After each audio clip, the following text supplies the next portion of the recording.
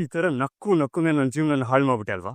ಯಾರು ನಿಂಗೆ ಇದೆಲ್ಲ ಇಟ್ಕೊಂಡು ನಿಂತ್ಕೊಳ್ಳೋದಕ್ಕೆ ಹೇಳಿ? ಯಾವನ್ ಕೇಳ್ದ ನಿನ್ನ? ಇಲ್ಲ, ಹೋ ಫಸ್ಟ್ ಹೋಗು. ನನ್ನ ಇಷ್ಟಪಡ್ತೀಯ, ನನ್ ಫ್ಯಾಮಿಲಿ ಅವ್ರನ್ನ ಇಷ್ಟಪಡ್ತೀಯ, ನನ್ ಪ್ರೀತಿನ ಅರ್ಥ ಮಾಡ್ಕೋತೀಯ, ಕೊನೆವರೆಗೂ ನನ್ ಜೊತೆಲಿ ಇರ್ತೀಯ ಅಂತೆಲ್ಲ ತುಂಬಾ ಕನ್ಸ್ ಕಂಡ್ಬಿಟ್ನಲ್ಲ ಭೂಮಿ. ಆದ್ರೆ ನೀನು ಎಲ್ಲ ಹುಡುಗಿರ ತರ ಮೋಸ ಮಾಡ್ಬಿಟ್ಟಲ್ಲ. ನನ್ ತಾಯಿ ನಿನ್ಗೆ ಏನ್ ಮಾಡಿದ್ರು ಅಂತ? ಅವ್ರು ನಿನ್ಗೇನ್ ಮಾಡಿದ್ರು? ಅನ್ಯಾಯವಾಗಿ ಅವ್ರು ಕೋಮಾ ಹೋಗೋ ತರ ಮಾಡ್ಬಿಟ್ಟಲ್ಲ ಭೂಮಿ. ಯಾವುದೇ ಕಾರಣಕ್ಕೂ ನಾನು ಈ ಜನ್ಮದಲ್ಲಿ ನಿನ್ನ ಕ್ಷಮಿಸಲ್ಲ. ಯಾವುದೇ ಕಾರಣಕ್ಕೂ ನಿನ್ ಹೆಸರು ಹೇಳೋದಕ್ಕೂ ನನ್ಗೆ ಇಷ್ಟ ಇಲ್ಲ. ನಿನ್ ಹೆಸರು ಹೇಳೋದಕ್ಕೂ ನನ್ಗೆ ಇಷ್ಟ ಇಲ್ಲ. ನನ್ನ ಜೀವನದಲ್ಲಿ ಅಂಜನ್ ಜೊತೆ ಮದುವೆ ತಪ್ಪಿಸ್ಕೊಳ್ಳೋದಕ್ಕೆ ನನ್ ನಿನ್ ಜೊತೆ ಅಗ್ರಿಮೆಂಟ್ ಮ್ಯಾರೇಜ್ ಆದ್ರೆ ಆ ಒಂದು ಫೂಲಿಶ್ ಡಿಸಿಷನ್ ಇವತ್ತು ನನ್ನ ಜೀವನದಲ್ಲಿ ನಾನು ಈ ಜಾಗದಲ್ಲಿ ನಿಂತ್ಕೊಳ್ಳೋ ಹಾಗೆ ಮಾಡ್ಬಿಡ್ತು. ಈ ಒಂದು ಪರಿಸ್ಥಿತಿನೇ ನನ್ನ ತಾಯಿಯಿಂದ ದೂರ ಹೋಗಿ ಮಾಡ್ಬಿಡ್ತು. ಇಲ್ಲ ಇದೆಲ್ಲದಕ್ಕೂ ಕಾರಣ ನಾನು ಇದು ತಪ್ಪು ಮಾಡಿದ್ದು. ಇಲ್ಲ, ಈ ರೂಮಲ್ಲಿ ನನ್ನ ವಸ್ತುಗಳು ಮಾತ್ರ ಇರಬೇಕು. ನನಗೆ ಭೂಮಿ ನೆಂದು ಬರೋ ಹಾಗೆ ಯಾವ ವಸ್ತುಗಳು ಈ ರೂಮಲ್ಲಿ ಇರ್ಕೂಡ್. ಪಲ್ಲವೇಕ, ಈ ವಸ್ತುಗಳು ಯಾವ್ದು ನನ್ನ ರೂಮಲ್ಲಿ ಇರ್ಕೂಡ್ದು. ನನ್ನ ವಸ್ತುಗಳು ಬಿಟ್ಟು ಈ ರೂಮಲ್ಲಿ ಇನ್ಯಾರ್ದು ವಸ್ತು ಇರ್ಕೂಡ್ದು. ಅರ್ಥ ಆಯ್ತಾ ನಿಮ್ಗೆ? ಅರ್ಥ ಆಯ್ತಾ? ಅರ್ಥ ಆಯ್ತು. ಖಾಲಿ ಮಾಡಿ, ಇಮಿಡಿಯೇಟ್ ಆಗಿ ಖಾಲಿ ಮಾಡಿ ಅಂದ. ನೀವ್ ದೇವಸ್ಥಾನ ನಾನ್ ಹೇಳ್ದಸ್ ಮಾಡಿ. ಪಲ್ಲವಿ, ಅದ್ಯಾಕೆ ಅಜಿತ್ ಆಗ್ಲೇ ನಿನ್ ಹೆಸರು ಅಷ್ಟು ಜೋರ ಕರ್ದ? ಅಜಿತ್ ಅಣ್ಣನ್ ರೂಮ್ ಅಲ್ಲಿ ಅವ್ರ ವಸ್ತುಗಳು ಬಿಟ್ರೆ ಬೇರೆ ಯಾರ್ದು ಇರ್ಬಾರ್ದು ಅಂತ ಹೇಳಿದ್ರಮ್ಮ. ಅಂದ್ರೆ ಅಜಿತ್ ಅಣ್ಣಂಗೂ ಭೂಮಿಗೂ ಜಗಳ ಆಗಿದ್ಯಲ್ಲ ಅಮ್ಮ, ಆ ಕೋಪಕ್ಕೆ ಭೂಮಿ ಬಟ್ಟೆ ಬರೆಗಳನ್ನೆಲ್ಲ ರೂಮಿಂದ ಆಚೆ ಇಡು ಅಂತ ಹೇಳೋದು. ಅಯ್ಯೋ ರಾನ, ಅವ್ನ್ ಹೇಳ್ದಂತ ನೀನ್ ಮಾಡ್ಬಿಟ್ಯಾ? ಸತ್ರು ನಾನು ಆ ಕೆಲ್ಸ ಮಾಡಲ್ಲಮ್ಮ. ಏನೇ ನೀನು? ಆಮೇಲೆ ಅಜಿತ್ ನಿನ್ನೆಲ್ ಕೋಪ ಮಾಡ್ಕೊಂಡ್ರೆ? ಅವ್ರ ಕೋಪ ಮಾಡ್ಕೊಳ್ಳಿ, ಬೈದ್ರೆ ಬೈಲಿ. ಇವತ್ತಲ್ಲ ನಾಳೆ ಸಂಗೀತಮ್ಮ ಹುಷಾರಾಗಿ ಮನೆಗ್ ಬರ್ತಾರೆ. ಮಗ ಸೊಸೆ ವಿಚಾರನ ಅವರೇ ಇತ್ಯರ್ಥ ಮಾಡ್ಲಿ. ನಾನಂತೂ ಏನು ಮಾಡೋದಕ್ ಹೋಗಲ್ಲ. ಅಮ್ಮ, ಭೂಮಿ ತುಂಬಾ ಒಳ್ಳೆ ಹುಡ್ಗಿ, ಈ ಮನೆ ಸೊಸೆ. ಅಜಿತ್ ಅಣ್ಣ ಕೋಪದಲ್ಲಿ ಹೇಳಿದ್ರು ಅಂದ್ ಮಾತ್ರಕ್ಕೆ ನಾನು ಅವಳ ವಿರುದ್ಧ ಕೆಲ್ಸ ಮಾಡಕ್ಕಾಗತ್ತಾ? ನೀನು ತಯಾರಿದ್ರೆ ದೇವಸ್ಥಾನ ಕೊಡೋಣ. ಒಂದ್ ಸೆಕೆಂಡ್, ಈ ರೂಮಲ್ಲಿ ನಾವ್ ಇಬ್ರೇ ಇದೀವಿ, ಆದ್ರೂ ಕೂಡ ಬಿಕೋ ಅಂತಿದೆ. ಮನ್ಸಲ್ಲಿ ಮಾತ್ರ ಗೊಂದಲ ಹಾಗೆ ಇರ್ಲಿ. ಈಗ ನೇರವಾಗಿ ಕೇಳ್ತಿದ್ದೀನಿ, ಭೂಮಿನ ಯಾಕೆ ಮನೆಯಿಂದ ಆಚೆ? ಕೋಪನ ನಿಯಂತ್ರಣ ಮಾಡ್ಕೊಳ್ಬೇಕು. ನನ್ಗೆ ಅರ್ಥ ಆಗತ್ತೆ ಅಜಿತ, ಈ ಕೋಪ ಅನ್ನೋದು ಎಷ್ಟು ಅಪಾಯಕಾರಿ ಅಂದ್ರೆ ಎಂಥ ಅನಾಹುತಗಳನ್ನ ಮಾಡ್ಸತ್, ಎಷ್ಟೋ ತಾಪತ್ರೆ ತೊಂದರೆಗಳನ್ನ ಮಾಡ್ಸತ್. ಆದ್ರೂ ಕೂಡ ನಾವು ಅದನ್ನ ಶ್ರಮ ಮಾಡ್ಕೊಂಡು ಅರ್ಥ ಮಾಡ್ಕೊಂಡು ತಾಳ್ಮೆಯಿಂದ ಯೋಚನೆ ಮಾಡಲ್ಲ. ಅಕಸ್ಮಾತ್ ನಿಮ್ದಿಬ್ಬರದು ಒಪ್ಪಂದದ ಮದ್ವೆ ಆಗಿಲ್ಲ, ನೀವಿಬ್ರು ಸಂಸಾರಸ್ಥರು, ಗಂಡ ಹೆಂಡತಿ ತರ ಇದ್ದಿದ್ರೆ ಹೇಗಿರ್ತಿತ್ತು ಅನ್ನೋದನ್ನ ಈಗ ನೀವು ಅದನ್ನ ಬದುಕಿ ನೋಡಿದ್ರಿ. ಇನ್ನು ಮುಂದೆ ಕೂಡ ಹಾಗೆ ಇರ್ಬೇಕು ಅನ್ನೋದು ನನ್ನ. ದಯವಿಟ್ಟು ನಿನ್ನ ಕೈ ಮುಗಿದು ಕೇಳ್ತಾ ಇದ್ದೀನಿ, ಏನಾಗಿದೆ ಅಂತ ನನ್ನ ಮುಂದೆ ಹೇಳು, ನಾನು ನಿಂಗೆ ಸಹಾಯ ಮಾಡ್ತೀನಿ. ಅಮ್ಮನ ಹರಕೆ ತೀರ್ಸೋದಕ್ಕೆ ಟೆಂಪಲ್ಗೆ ಹೋಗ್ತಾ ಇದ್ದೀನಿ. ಬರೋತ್ತಿಷ್ಟ ಆದ್ರೆ ಬರ್ಬೋದು, ಇಲ್ಲ ಅಂದ್ರೆ ಅಲ್ಲ, ಅವ್ರು ಆ ಕಡೆ ಹೋಗ್ತಿದ್ರು, ಅದಕ್ಕೆ. ಇಲ್ಲಿರೋರೆಲ್ಲ ನಮ್ಮವ್ರೇ ಅಮ್ಮ, ಯಾಕೆ ಹೆದರ್ಕೋತೀಯ? ಎಲ್ರೂ ಇದಾರೆ ನಿಜ, ಆದ್ರೆ ಇರ್ಬೇಕಾದ ಭೂಮಿನೇ ಇಲ್ವಲ್ಲ. ಏನ್ ಹುಡುಗರು ಈಗಿನ ಕಾಲದವ್ರು. ಅಂದ್ರೆ ಜಗಳ. ಇವನ್ ಇಲ್ಲಿ, ಅವಳಲ್ಲಿ. ಅಜಿತ, ಭೂಮಿಗ್ ಒಂದ್ ಫೋನ್ ಮಾಡು, ನಾನ್ ಮಾತಾಡ್ಬೇಕು. ಏನು ಅಂತ ಒಂದ್ ಅಪ್ಲಿಕೇಶನ್ ಹಾಕಿ ಕೊಟ್ರೆ ಮಾತ್ರ ಏನ್ ಫೋನ್ ಮಾಡಿ ಕೊಡೋದಾ?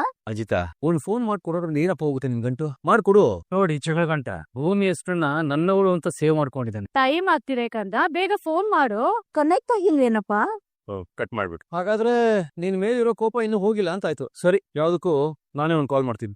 ಮಾವ ಪ್ಲೀಸ್, ಇಲ್ಲಿ ದೇವಸ್ಥಾನಕ್ಕೆ ಬಂದಿರೋದು ಅಮ್ಮನ ಹರಕೆ ತೀರ್ಸೋದಕ್ಕ ಅಥವಾ ರೋಡಲ್ಲಿ ನಿಂತ್ಕೊಂಡು ಅವ್ರಿಗೆ ಕಾಲ್ ಮಾಡೋದಕ್ಕ? ಅಲ್ಲ, ಬನ್ನಿ ಎಲ್ರು ಸೀನೆ ಮುಗ್ಸೋಣ ಮೊದ್ಲು.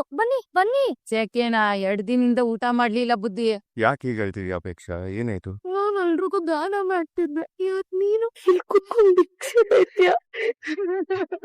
ಅಮ್ಮಕ್ಕೋಸ್ಕರ ಯಾವ ಲೆವೆಲ್ಗೆ ಬೇಕಾದ್ರೂ ಇಳಿತೀನಿ. ಸತ್ಯನಾ, ನನ್ ವಾಲೆಟ್ ಕೊಡಿ. ಬಾ, ನಿನ್ ಕೈ ಭಾರಿ ದೊಡ್ಡದಪ್ಪ. ನೀನ್ ಅನ್ಕೊಂಡಿದ್ದೆಲ್ಲ ಆ ದೇವ್ರು ನೆರವೇರಿಸ್ಲಿ. ನಿಮ್ ಕುಟುಂಬರೆಲ್ಲ ಸುಖವಾಗಿರ್ಲಪ್ಪ.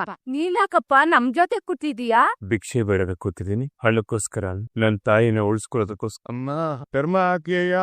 ಎಂತ ಪರಿಸ್ಥಿತಿ ತಂದ್ಬಿಟ್ಟ ನೋಡು. ಗ್ರಾಚಾರಮ್ಮ, ಧರ್ಮ ಹಾಕಿಮ್ಮ. ನಾವು ಎಲ್ಲ ಕಿತ್ಕೊಂಡು ಇವ್ರನ್ನ ಓಡ್ಸಿದ್ಮೇಲೆ ಇದನ್ನೇ ತಾನೇ ಅವ್ನ್ ಮಾಡ್ಬೇಕಾಗಿದ್ದಿತ್ತು. ಅದಕ್ಕೆ ದೇವ್ರು ಈಗ್ಲಿಂದಾನೇ ಟ್ರೈನಿಂಗ್ ಕೊಡ್ತಿದ್ದಾನೆ ಅನ್ಸುತ್ತೆ. ಸುಮ್ನೆ ಇರೇ, ಎಲ್ರು ಇಲ್ಲೇ ಇದ್ದಾರೆ. ನಚ್ಚಿ ಡಾಕ್ಟರ್ ಏನಂತ ಹೇಳಿದ್ರು?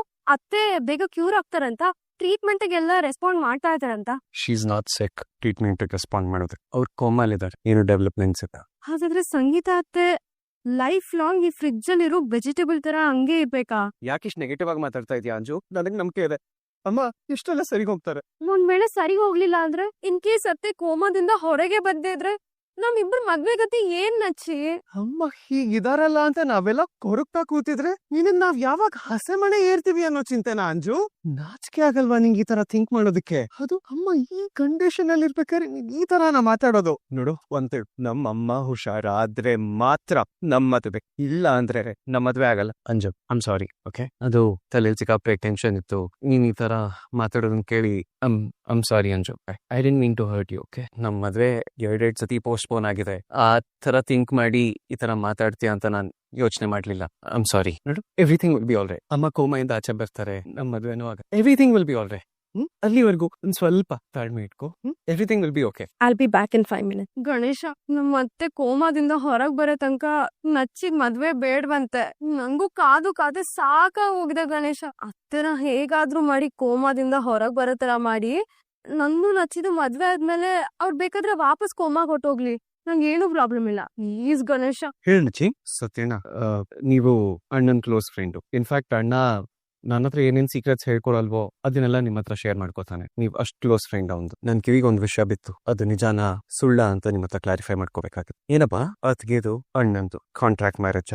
ಅದ್ರ ಬಗ್ಗೆ ಕೇಳ್ದಾಗ್ಲಿಂದ ಫುಲ್ ಟೆನ್ಷನ್ ಆಗೋಗ್ಬಿಟ್ಟಿದೆ ಸತ್ಯಣ್ಣ. ನನ್ ಮೈಂಡೇ ಓಡ್ತಿಲ್ಲ. ಒಂದ್ ಕಡೆ ನಂಬೋದಕ್ ಆಗ್ತಾ ಇಲ್ಲ, ಇನ್ನೊಂದ್ ಕಡೆ ನಮ್ದೇ ಇರಕ್ಕೂ ಆಗ್ತಾ ಇಲ್ಲ. ಹಿಂದೆ ಕನ್ಫ್ಯೂಷನ್. ಅಲ್ಲಿ ಅಣ್ಣನ್ ಕೇಳೋಣ ಅಂದ್ರೆ ಅವ್ನ್ ಹರ್ಕೇಲಿದಾನೆ.